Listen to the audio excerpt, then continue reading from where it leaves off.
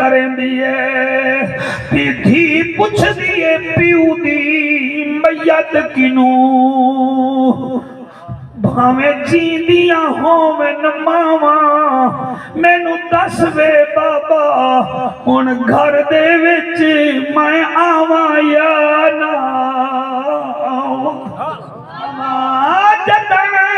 शोहर मैं ते जुल्म करे सी मैं केनू दर्द सुनावा जतन मैयत चवे बाबे दी निकलन बेटी दियां आहवां बेटियां नू रानी बन के पालिया करो रानी बनाया करो जब तक जिंदा ही वे बेटियां नाल लाड कीते करो इन्हां नू पुत्रा तू पहले चीज दिती करो पुत्रा तू पहले खर्ची दिती करो पुत्र मैका मकान दे वारिस बनदे बेटी तेरी जान दी वारिस बनदी है।